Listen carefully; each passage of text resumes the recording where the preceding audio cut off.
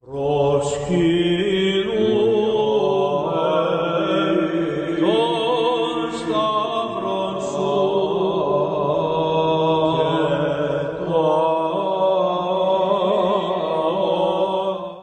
you for listening to The History of the Papacy. I am your host, Steve.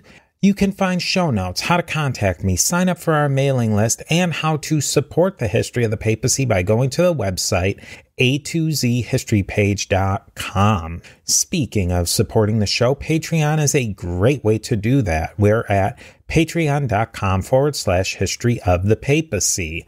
There's 4 tiers: Antioch, Alexandria, Constantinople, and Rome, each of which represents one of the traditional patriarchates of Christianity.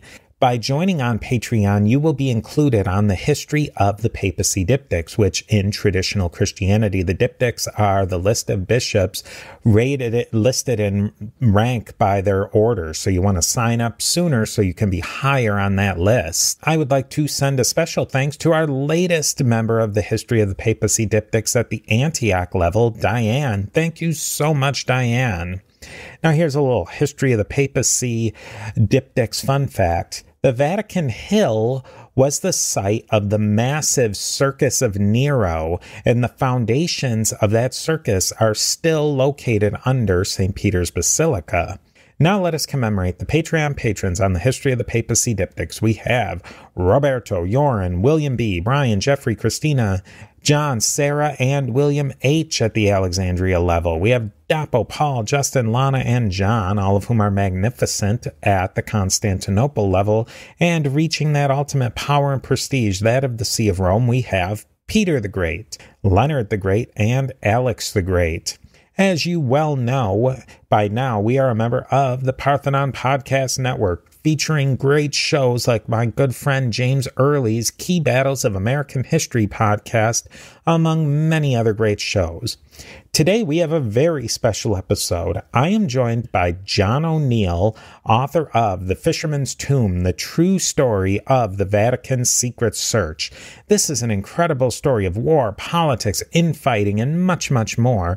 It is the type of drama you can only find in true stories. You can't write this, so I'd love to know what you think about this story and this episode. With that, here is the next piece of the mosaic of the history of the popes of Rome and Christian Church.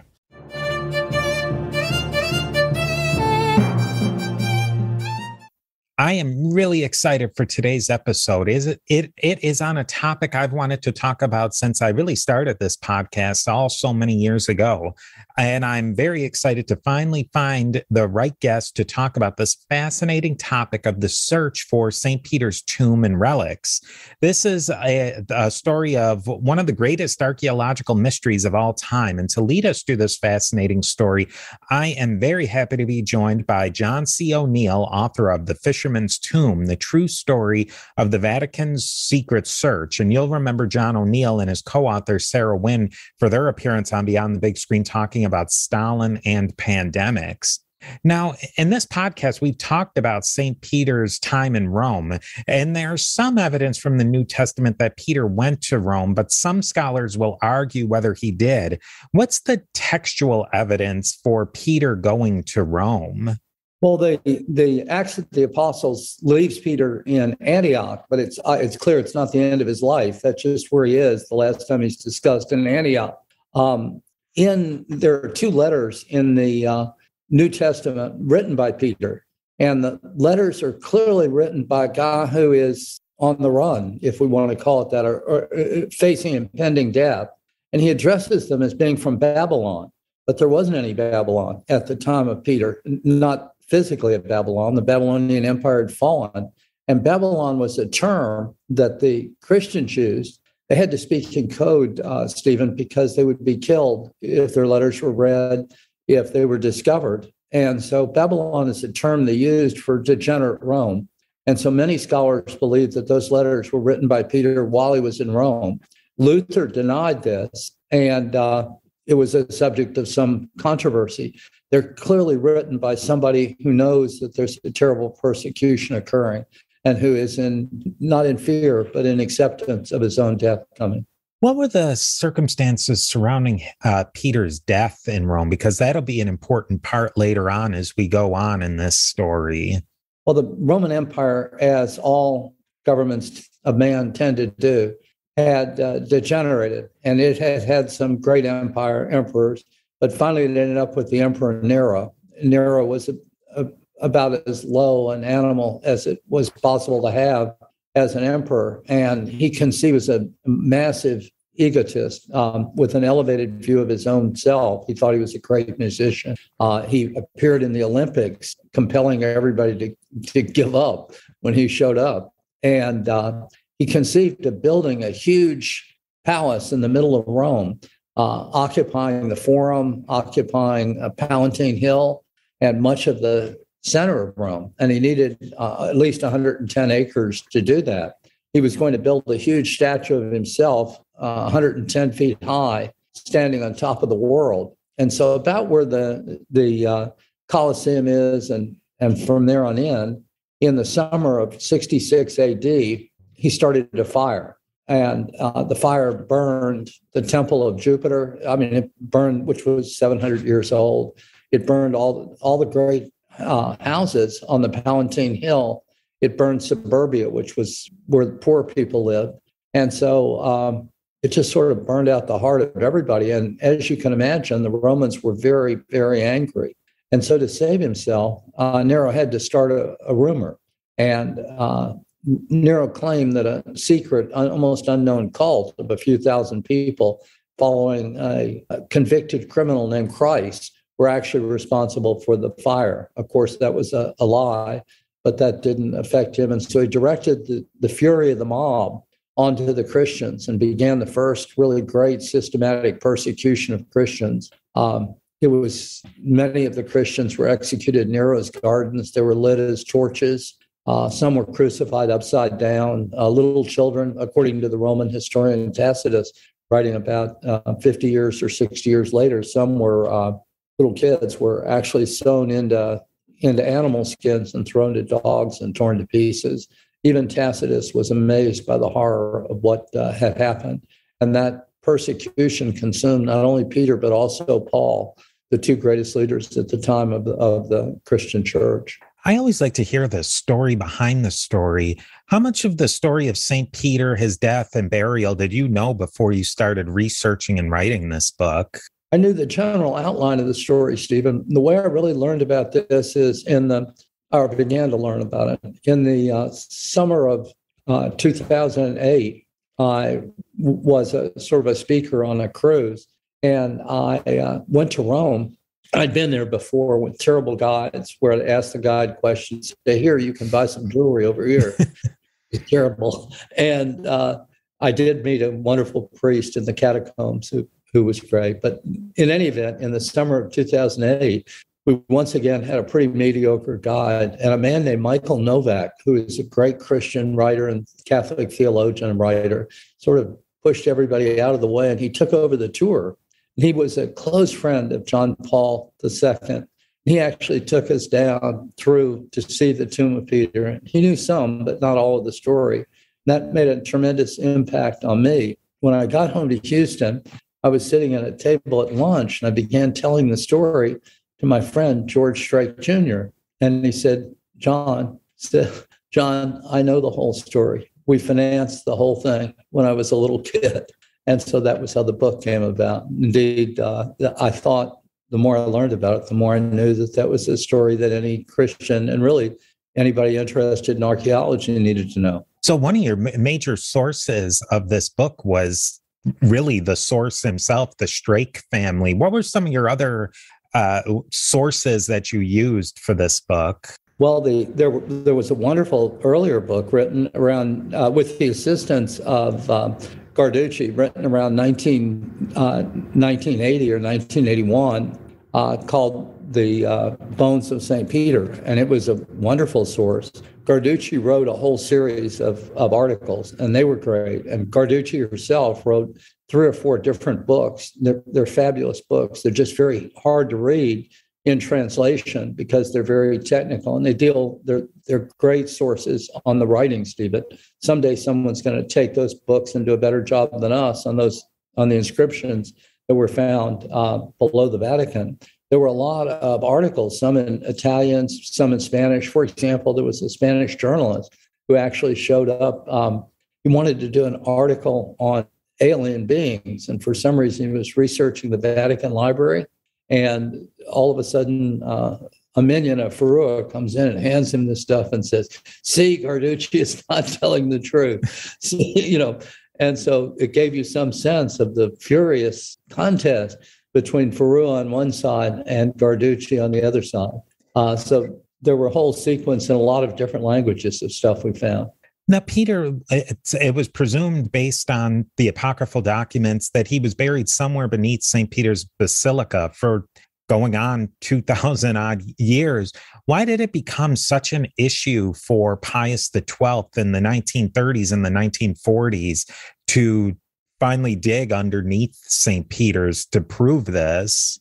Well, Luther had claimed, of course, that the entire church at Rome was a fraud, that Peter had never made it to Rome, and that the church was actually built on the pagan foundations of the Roman Empire.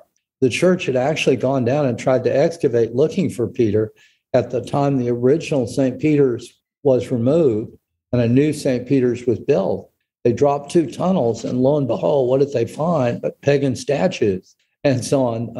A terrible statue of a guy holding up a goblet who's sort of half naked and saying, "Bring me the young women, for you too shall die." Well, this was not what the priests were looking for in 1500 or thereabouts. And so they threw the statue away and sealed it up. But you see, Pius had great faith. And unlike those people that sealed it in 1500, he knew that Peter was there. Pius had grown up in the Vatican. His father had been a Vatican lawyer. And from earliest days, the Vatican was almost his home. And so he always knew and felt that he dreamed of Rome as it was in the days of Peter. And he always felt great affinity. And so he was certain Peter was there. And he was willing to take the terrible chance of proving really that it was just all not true, or that Peter maybe had died in Antioch and so on. He was willing to take that chance because he believed Peter was there.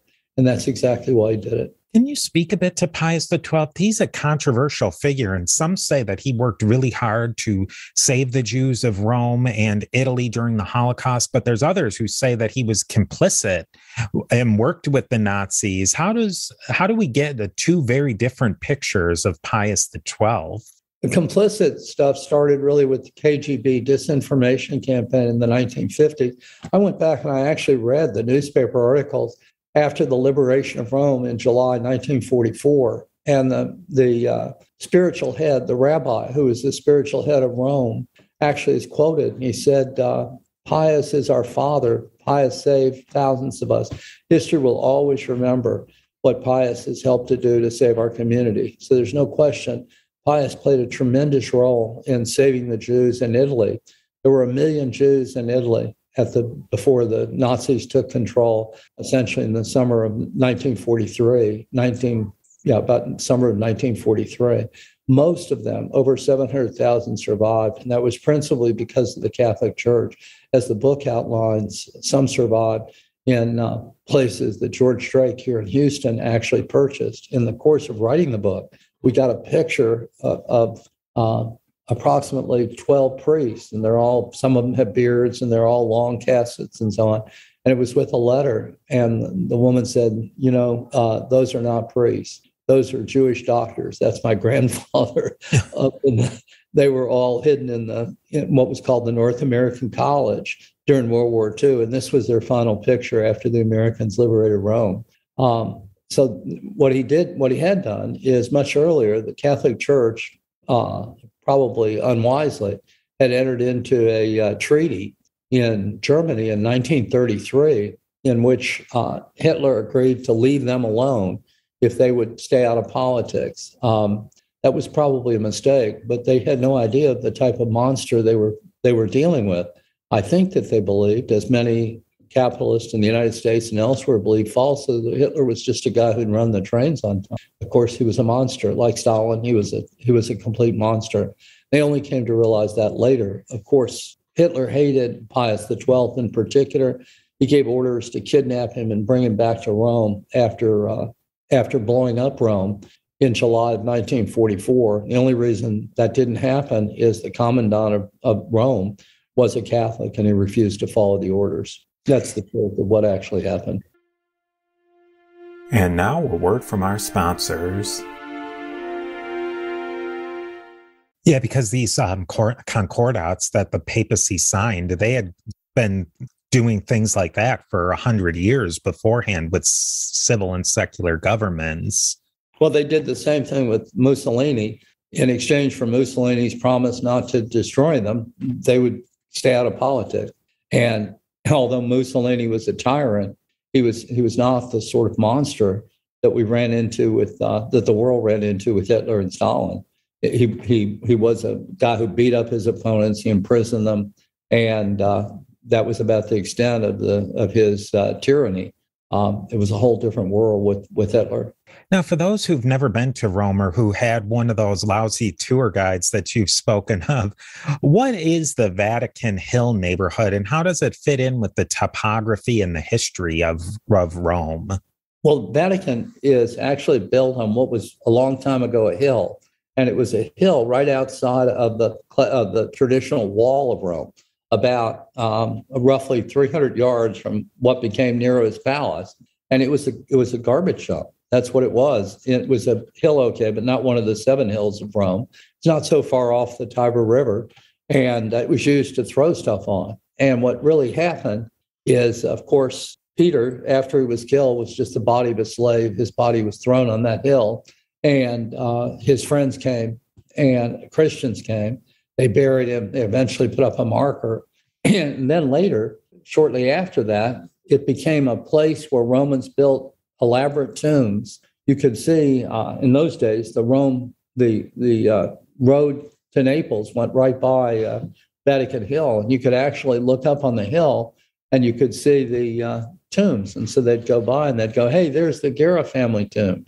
Or there's the O'Neill family tomb. And these were elaborate family tombs, almost like second houses. And so the whole family would get together. The O'Neills would get together on Vesuvius or 4 or 5 times a year. And the Romans cremated their dead. So they'd have ashes of their ancestors. And they'd go, hey, there's Uncle George up there. Remember Uncle George? And then around the center of the tomb, in many cases, there were fabulous pictures, portraits, almost like a big movie room is what I think about, from plays and from other stuff. And so they were like second homes, and you could look at them as you left Rome. And anyway, much later, Constantine came, and he had promised specifically his mother, Helena, that upon, and he had promised perhaps God himself, that if he succeeded in winning at the Battle of Miletius Bridge, and if he actually succeeded in becoming emperor, that he would actually build a large church over the grave of the Apostle Peter. And so he had a problem, though, because it's filled up with all these Roman tombs. If he knocks down the tombs, he's going to have a revolution on his hands. His solution was to take the whole hill and fill it with 2 million tons of fill, so that it's now level and you can now build on it, and then build huge wooden church, the original St. Peter's Basilica, centered directly over what was Peter's grave. And for 1,000 years, that was the greatest church in all of Christendom, the greatest church in the world. There were 300 popes buried there. Charlemagne was crowned there for the very first time. A lot of the great early art of the Renaissance was there. It started to fall down by 1500, 1450. And so the popes then, probably not thoughtfully enough, decided to take it down and then to replace it with a stone church. And that is the church we see today. But they built it exactly over the same footing. So the top of the dome remained over exactly the same place that it had remained back in 330 when Constantine finished the first St. Peter's. It's interesting you bring up Constantine because this archaeological dig proved a lot of facts. And one thing with Constantine, his whole conversion of the in hoc vincit, or in this sign I'll conquer, a lot of modern scholars thought that that was sort of a padding that was added to his record. But in your research and in the digs into the archaeological situation underneath the floor of St. Peter's, is they found this inscription in the graffiti not very long after the time of Constantine. Can you maybe speak to some of that and some of those surprises that were found under there? Well, it's real important to understand what was so amazing about the area under the foundation of St. Peter is that absolutely nobody had ever been there after 330 AD. So think of it, time capsule. That's what it was. Nobody had ever gone in there after 330 AD until Carducci went down. And what happened, of course, as the book describes, is they were trying to bury Pope Pius XI. A workman fell down into one of these huge tombs, which had all been covered. And so everything moved from there. Well, one of the very first discoveries that Carducci made was the great symbol, of course, in the sign, "Thou shalt conquer." Christian tradition had always said that at the Battle of Miletius Bridge, where a historical battle, where Constantine was outnumbered 3-1 by Maximus and had no effective chance, that his soldiers he saw in the sky the words, "In this sign you shall conquer," with a cross, and they had his soldiers all put a cross on. And of course, they won the bridge, and they won the battle, and he became the emperor of Rome. Well, this was dismissed as sort of the sort of story that people make up. I mean, come on now, this is Ghost Riders in the sky, so it couldn't have happened, right? At least that's what the typical cynics who are cynics about everything said. Well, Carducci goes down, and she's down there. Nobody's been there for hundreds of years, for thousands of years. And what does she find? Exactly that, exactly those words carved sometime before 330 AD. The Battle of Miletius Bridge was roughly 309 AD. And so it's within 20 years of the battle by people who would have actually seen the sign. So it wasn't a story that got made up later on. It was, at worst, a story that everybody believed at the time. That's fascinating. And a little bit more about the archaeological dig. It can almost be described as a wildcat dig. Was the archaeology done in accordance with the science of the day? Because archaeology has changed a lot since the 1940s. Or were they cutting corners so that they could get to the juicier finds, you might call them? Well, for a while, that's exactly what they were doing. The Pope Pius, this all began in 1939 with the workman who fell into the tomb, and that led to discovery of the underground. Pope Pius XII was terribly concerned that word would leak out. He was also concerned that Mussolini would seize control of the whole dig. Mussolini didn't care about Christ. He didn't care about Peter, but he did care about the Roman Empire. And those were Roman tombs, one of the greatest collections of Roman tombs in the world. And so Pius gave orders that had to be kept strictly secret, that the only things that would be used were hand tools, almost impossible, under this huge church with millions of tons of fill, and that only priests and workers at the Vatican would be used. And so they started on the excavation, and that's what they did for 10 years. It's pretty easy to criticize a lot of what they did during that period of time.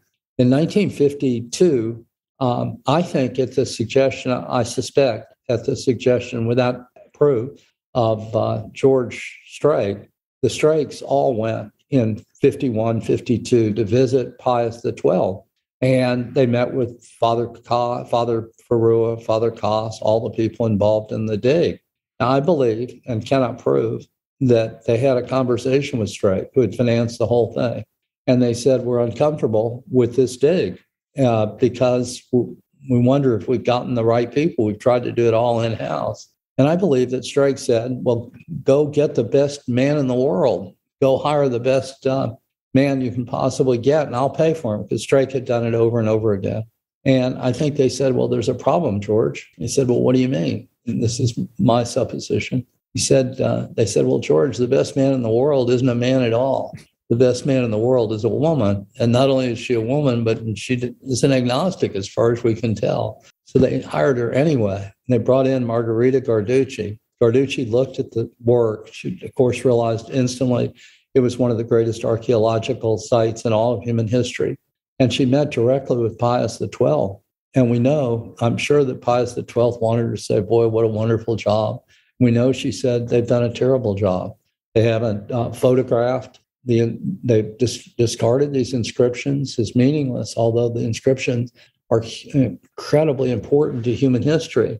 They haven't done forensic analysis of the bones that are available, which have to be done. And many steps need to be taken to preserve the wonderful mosaics and so on, some of the earliest painting in the world, surviving painting. And astoundingly, here's this woman coming in who's an agnostic in 1952, and in an age, obviously, of male dominance everywhere, but particularly in Italy. And what they did was essentially fire the priest involved and put her in charge of the whole thing. And that's exactly where she remained for the next 23 years. And she was really the person who unlocked the secrets of what is now the Scavi. She was a remarkable archaeologist, Stephen. She was, to me, sort of an idiot savant, if I can excuse the bad language. But what I mean is she had no political skill. She was the kind of person that would go to the Pope and say, you did a terrible job. And at the same time, she had the genius to actually take those inscriptions and figure out what they meant, and the patience to spend years and years and years understanding them, as she did in prior work in Greece, where she did stuff foundational to all of Greek archaeology. And that's how Garducci got started. I want to talk a bit more about Garducci, but for a second, maybe we can talk about George Strake. George Strake was a Catholic, but he was, I guess how we made his real name was that he was fabulously wealthy from finding oil in Texas. And my question was, okay, so I understand that this was that Pius wanted to keep this a secret, but there's a lot of high roller Catholics around the world. Why did Pius want George Strake in particular, George Strait, another great Texan, but not related to this. Why did Pius go and actually contact George Strake for this, as opposed to anybody else to fund this? I think there were two big reasons. The first big reason, this is the Great Depression. The American stock markets crashed. The Catholic Church in particular is in ruins. Mexico has been destroyed. Spain is on fire. The Nazis are controlling Germany. The church in Russia and Eastern Europe is essentially cut to pieces, at least as an institution. Mussolini is in Italy. And so there weren't many people to match the immense wealth of Strake. Strake was a billionaire at a point in time when there weren't any millionaires. So Strake was literally one of the wealthiest men in the entire world. And that was the first big reason. He had unlimited financial capability. The second reason is he was very unusual. He gave money over and over again to the Catholic Church in the 30s, and he had only one condition. And do you know what the condition was, Stephen? The condition was that absolutely no one will ever know that I've given you this money. You have to promise me absolute secrecy in my gift. That's because two reasons. I think he believed very strongly in the biblical admonition that you can take credit here or in the next world, and preferred getting his credit in the next world. And one says he told his son, he believed that if people had any idea how much money he was giving away, he'd be mobbed by hundreds of people asking for money, particularly in the Great Depression. So he was the kind of guy that you could actually go to, as Father Carroll did. Remember, Strake is a guy that drills at great risk underground, discovers the third largest oil field on earth in a place everybody says it's impossible. So he's a risk taker. He was the ideal donor because you could go to him, as Carroll did, and say, look, Pope Pius has this question. We have a project. It's the most important project of the Catholic Church. It's probably going to fail. It has to be held completely secret. No one will ever know you participated. And if you do, you'll get no credit. Nobody will ever know you even had anything to do with it. Strake was consumed by the Bible. He read the Bible every single night. And so the idea of actually covering and finding the actual place where Peter's bones and tomb were, the place that the Prince of Apostles, Christ's number one man, was irresistibly attractive. And I think Strake would have given not only his fortune, but his life to do that. Did anybody find out during Strake's life that he was the financier of this operation? No, never. Nobody ever found out until this book. It was held in confidence by him throughout his life until his death in 1970, and then by his children in very much the same way. And until that, actually, the lunch I had with his, there were pictures published of the Strakes meeting with the Pope and with all the excavators, but there was never any explanation of the fact he had been the guy behind the whole thing and of his direct involvement in it. We met, Stephen, when we were doing this book. I can't tell you, I went to Washington, and I spoke in a building owned by the Archdiocese of Washington. And they said, John, you know that George Strake gave us this building, don't you? I had no idea. When I was in New York, I spoke with a priest on a radio show, and he said, yes, we still have oil wells that George Strake gave us. So you have to understand, he was giving everything away, and much of it secret from nobody knew about it, much of it secret even from his own children. The reason they knew all about this is that by the time they were 15, 16, 17, he took them to Rome. They met directly with all the excavators. But before that, George had been a guy that just disappeared, went to Rome for days, sometimes weeks at a time, and they didn't realize what he was doing. But when they showed up in Rome, and Pius said, oh, this is my great friend, George Strake, who's been so wonderful to us. And then later, Pope Paul said exactly the same things. And the letters that they have, some of which we put, I think, in the book, that's when they realized what had actually happened. I mean, he is so different, George Strake, than almost any other billionaire philanthropist you could ever think of. He didn't put his name on every single thing. And even in the commercial aspect, George Strake being one of the richest people of all time, I've never heard of him. He never wanted to be. He would be thrilled that he's not in Wikipedia.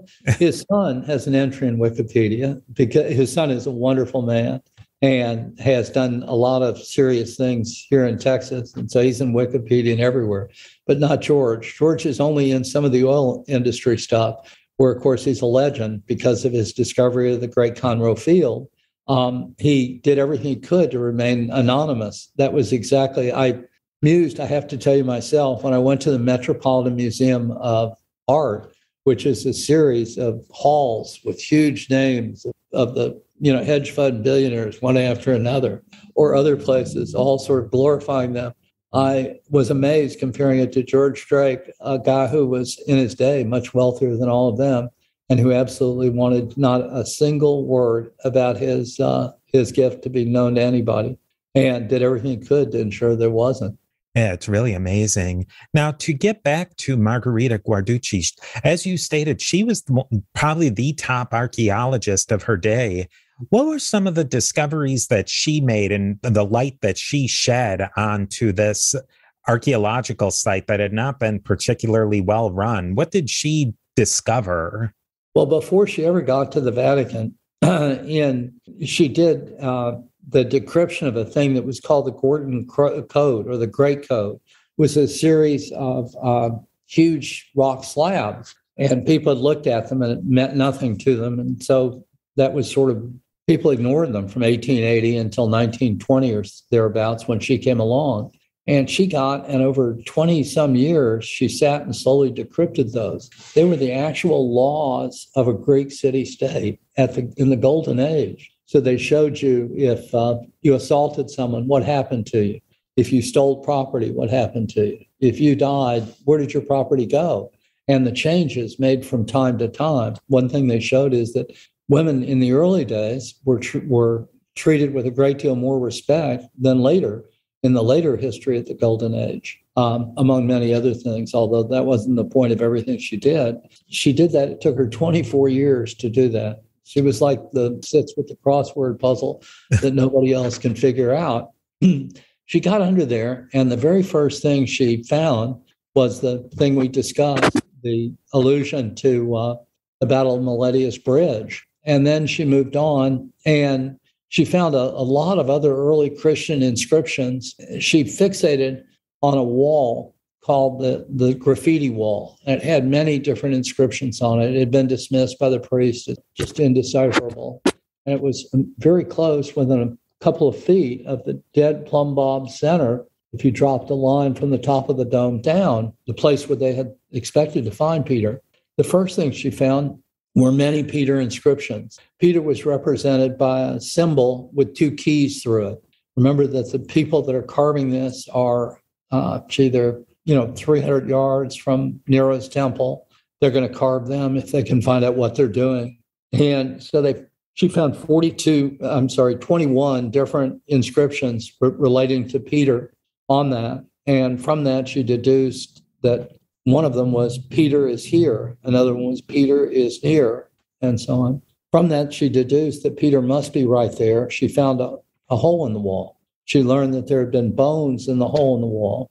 She secured the bones, took them to a forensic anthropologist. He found that they were the bones of approximately a 65-year-old man, roughly 5'10", who had been crucified upside down. His feet had been cut off, and there were nail marks, and that he had been covered in purple cloth, which was very unusual, and buried right there, but then taken and put into the wall when it was constructed, sometime between 250 and 330 AD.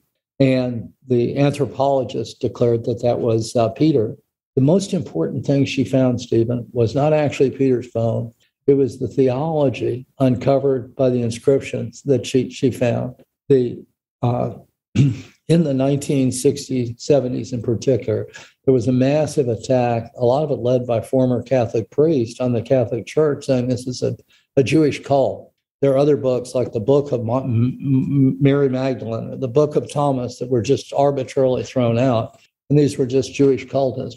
But what she found from 66, roughly AD, around Peter's grave were inscriptions that had the Chi-Rho symbol, that was Christ, a line with a Roman cross like a T, with another line with a V symbol for victory, or an R symbol for the Roman word redempto. And so she found, and it's discussed in greater length in the book, she found the basic theology of Christianity put there, that people believed Christ was divine, that he was reborn. She found over and over again the Christ symbol, Omega Alpha. This is was the end of Christ, but it was only the beginning. Likewise for Peter and for Mary. And so what she uncovered, she took that.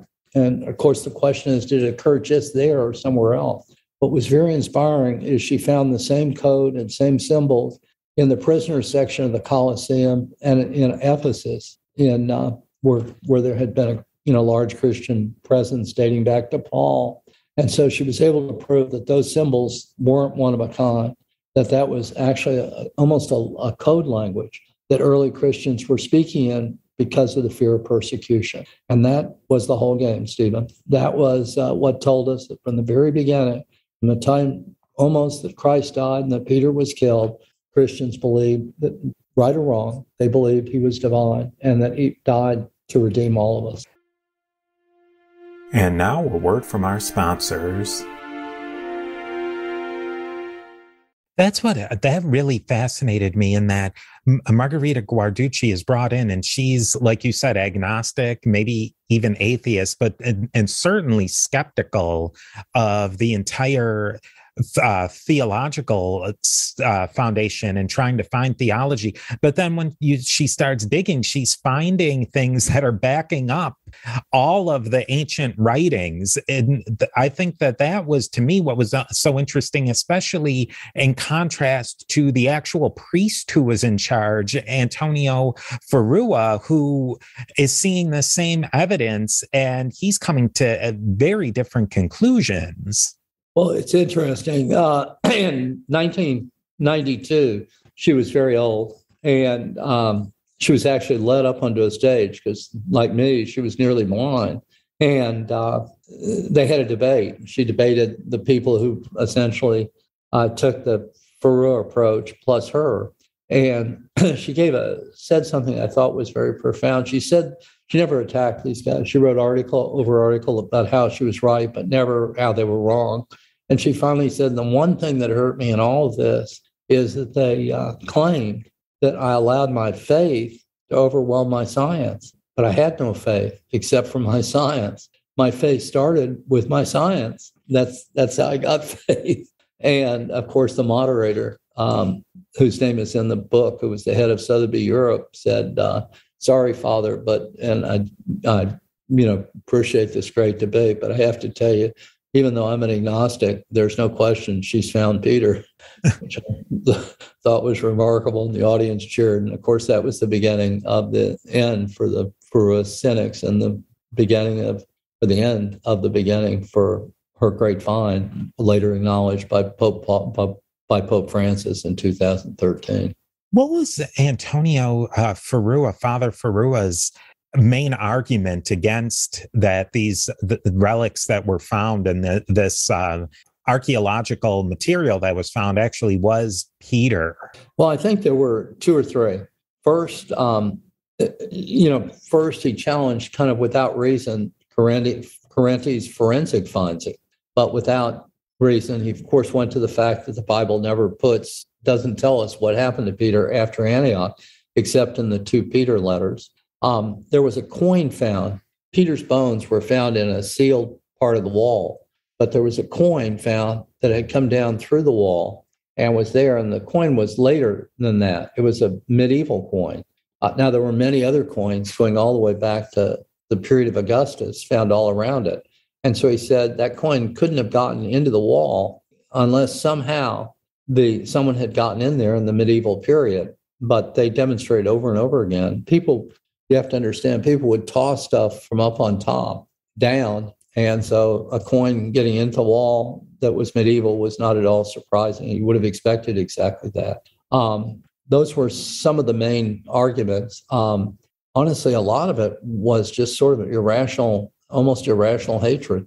I'm not trying to be critical. Father Ferrua spent 10 years in horrible conditions. Conditions under the Vatican between 1940 and 1950 were terrible. The temperatures would go up to 120 degrees. There was a fear of collapse at all times. They were using only hand tools. And so along comes this woman, and she poaches on this great find that he has made. And so his feelings are very understandable. I always think of the bridge on the River Kwai, where you had Alex Guinness, who built this great bridge, and then the guys from his own army, the British, come to blow it up because it's a big use for Japanese trains, and he tries to shoot them all. And I think he became infatuated, my reading, and I'm not trying to be critical of him. He became infatuated with with what he had found, and he resented deeply what she did. He had identified other bones as the bones of Peter. Well, when she came, she sent those to a forensic anthropologist, and the forensic anthropologist said, "No, these are the bones of a woman, not a man. These are not Peter's bones." That was a terrible blow to Ferrua, and as a matter of fact, to the church. It was bad. And to be fair, Pius always took the position that you didn't know until you had a forensic examination. So Pius was never saying these are Peter's bones. And the forensic examination revealed beyond question they weren't. Of course, look, put yourself in the same picture. You take 12 years of your life, you put it in a horrible place. You think you found this great archaeological discovery, and in fact, you found the tomb. And all of a sudden, some woman poacher comes in and takes over this great find, and you're fired. You're humiliated, fired. She's given control of this in Italy in 1952, and you would have some idea of how angry Father Ferrua really was, as shown by we have examples. To me, the classic is the Spanish science fiction novelist who shows up at the Vatican to write a book on aliens, and they hand him all sorts of stuff on how bad Ferrua is. And when I've read, he wrote a letter actually to Pius, and then wrote a very strong letter to Pope Paul, who also recognized the validity of the bones. And then he wrote a letter very critical of Pope Paul, saying that he was engaging in superstition And so it was a really surprising letter that a priest would write about, his boss. They didn't do anything to him for it. They, I think, if anything, encouraged the debate. As soon as Paul died, he, by that time, was in charge of archaeology. He was the eparchnic sort of in charge of it. And he went to her and he said, "You're fired. Your services are no longer required. You'll no longer be allowed to come down into the area that now is the Scavitura." Of course, she was 76, and so he thought she'd fold up. And as the book relates, she didn't fold up at all. She continued along, made some of her very greatest discoveries: the discovery of the ancient statue of St. Peter, the discovery of the origin of the Black Madonna, one of the great mysteries of Christendom, and so on, all after age 76. And she fought over and over again for the truth of what she had found in the Vatican, not because she was seeking credit, I don't think. She had all the credit in the world by then, and she was a pretty committed Christian. She just thought it was really important for Christians to know that people in 66 AD, they actually believed Christ redeemed us all with his death. And so in the end, thus far, she's prevailed. Now, and Pope Francis has recently stated that the official position is that these bones that were discovered are St. Peter's bones. Are they still performing scientific investigations and archaeological investigations into this site and into these bones to learn more from them? Well, they're certainly still performing archaeological investigations. They began excavating a parking lot on the Vatican Hill, discovered more of these family tombs, which we haven't discussed too much, but these family tombs are in themselves, even if they had nothing to do with St. Peter, they were remarkable Roman archaeology. You can imagine, sort of like homes preserved underground, sort of like Pompeii, except right in the capital city. These are not, deals in, somewhere else. In terms of forensic examination of the bones, I've heard that they may be, but I don't have any details on that. There are none that have been released. But I think they're very satisfied now that they have located both the physical remains of Peter and earlier the physical remains of Paul. Paul, of course, was beheaded outside the walls of Rome on the road down to the port and south of Naples. And a church was instantly built. His remains were located in that church, and they have been also forensically examined. They date both DNA and date back to the right period. The problem with trying to just carbon date the bones is you've got bones that were there from 330 AD, and we know that because the whole deal was sealed in 330 AD, and carbon dating won't take us any closer presently. It'll tell us, oh yeah, these are bones from the early part of the second millennium, but we already know that. And so I think it would be interesting to do DNA analysis if there's sufficient DNA in the bones. But DNA analysis with ancient bones is a hit and miss deal. You have to be lucky enough to get enough preserved DNA to do that. Today, that may not always be the case. Yeah, I think that probably gets to the key is that it's always going to be a circumstantial case, if you will. It's always going to be a preponderance of evidence when you're looking into ancient history. There's never going to be a silver bullet to say that, yes, this is 100% Peter, and this is what Peter was all about. You just can't say that after nearly 2,000 years. I have to tell you, Stephen, I tried maybe 200 cases. If I tried that case, I would win that case every single time on whether she found his bones. I would never lose, not once, I don't think. The amazing thing about it, if you think about it, he died 2,000 years ago, Peter, roughly. And you have this big hill that's 110 acres or so on top. It's covered over his bones 2,000 years ago. And so it's the classic needle in a haystack. It is just absolutely dumbfounding that she was able to find him and find that tomb. Of course, the tell was always the fact that it was straight down from the top of the dome, and they left the dome in the same position in 1500 when they rebuilt the deal. That's what made it possible to locate him. But to have the genius to actually understand all the graffiti on the wall where everybody else had given up, and then actually locate the bones that had been that little spot and taken out and put in a box. That was raw genius. I don't think anybody could have done that except Carducci in the 20th century. What I would love to hear is your thoughts on. We hear so many things. There was recently the Gospel of Jesus's Wife, which was a business card fragment that the first time scientists and experts looked at it, they knew it was a fraud, but it perpetuated for years after that this is going to blow up Christianity. And this is something that's been more or less known for 20 plus years, this case of Peter's bones, yet we hear almost nothing about it. There should be documentaries, and because it is such a tight case archaeologically and scientifically, that proves texts and it proves what people were thinking back then. And it's beyond just a faith argument. It's physical evidence. Why do we know so little about this story? Well, it isn't to some degree intentionally suppressed. You and I live in a world that's materialistic. People don't want to actually imagine that there's a spiritual world. They don't want to reckon with the possibility of it. And so that's all a conspiracy theory, and that's done by nuts like me or something.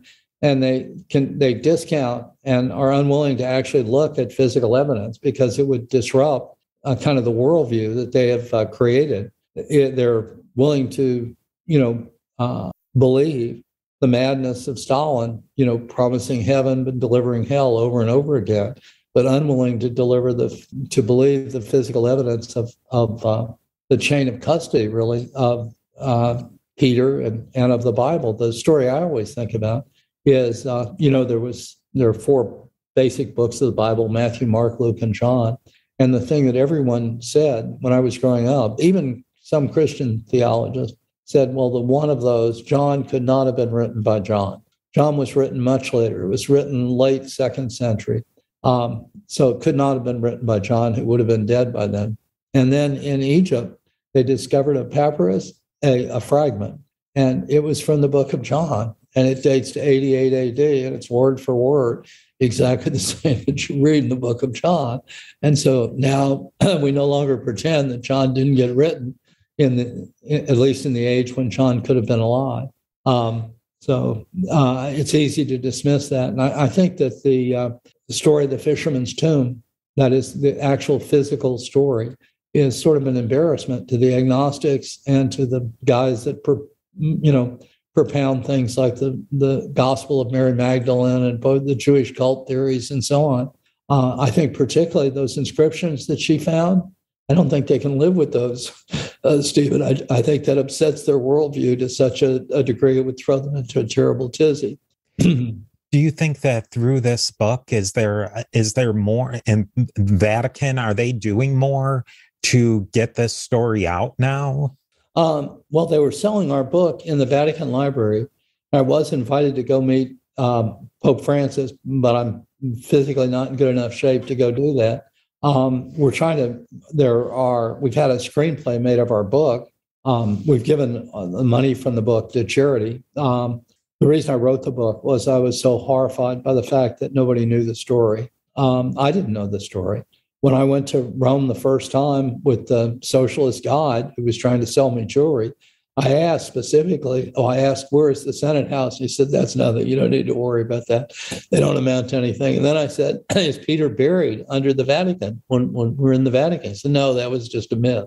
Now, even by that time, the tomb had been discovered and you could actually, with arrangements, go see it. But I would have left the Vatican believing that was just a complete myth if I hadn't gone that day, with Michael Novak and actually seen it and then become more interested in it and learned about Carducci and the Strakes and so on. That's a fascinating story. And I definitely, people should read your book, and there is the information online. And if you get a chance to go to Rome, I would love to go to the grotto. It's not exactly easy to get a ticket to it from my understanding, but I'd love to do it. Here, one caution, Stephen. There are all kinds of crooks selling tickets to the Scavi tour online. They're all a lie. The only way you can get a ticket to the Scavi tour is through the Vatican travel office, and you can get it. It's the hottest ticket, they say, in Europe, the hardest ticket to get, because there are less than 100 people allowed each day. But if you're a little flexible on time and on date, you can actually get in to see it. It's a little bit tight, and so you can't be too claustrophobic, and you probably have to be in a little better shape than me to do it these days. But it's absolutely astounding. First, you see you think of symbols of things. You start off way below ground, 70 feet below ground. Of course, it used to be a hill. You start up a road, and on either side of you, on the right side, there are these Roman tombs. One of them, you go by, and there's a bronze sarcophagus. It has a family together, Mr. and Mrs. whatever, and I've forgotten. It has together forever, and in a bronze sarcophagus. And around them are paintings, murals from all of the Euripides plays. Half of the plays we have, and then half of the plays were lost in the barbarian invasion. So you can see Hercules going down to hell to rescue a princess, and a king the mother of a king going crazy and killing him. Stuff from Euripides plays. You move on a little further, and there's another tomb, the Valerian tomb. On one end are these proud statues of the Valerians, just what you'd expect. On the other end are these sad death masks, and you learn that the Valerians died, including the grandchildren first, and finally the grandfather from a plague. And so your life of a whole city, you finally, as you move up, you get to these little tiny graves. They include the graves of many of the first popes whom you're an expert in. You know that all the first 32 were all martyred, every single one of them, by the Romans. And several of them are buried right there because they wanted to be buried close to Peter. And finally, you get to Peter's simple grave. You realize that the reason why the Christian graves are so simple and the pagan graves are so ornate is the pagans thought they would spend eternity in those graves. The Christians it was just a way station on the way to heaven, and they didn't need a big grave at all. And so I find it very inspiring if people can go to it. It's so amazing. And I mean, we could talk about this all day, and I'll just leave it that even if they hadn't found Peter's bones in there, what they learned about the early popes and what they learned about antiquity and Romans with the Valerian tombs and through these tombs is a priceless find. Oh, it's amazing. There's a Botticelli, Botticelli's great painting is one of the gods returning as a swan, and supposedly, seducing a woman and making a god. Well, everybody thought that was just Botticelli. No, the very same painting's right down there in one of the Roman tombs. So you can see how the Renaissance painters all got inspired by the Roman ruins they encountered and so on. And of course, the busts and death masks are amazing to see. You're realizing these are people just exactly like us in another time, but exactly like us.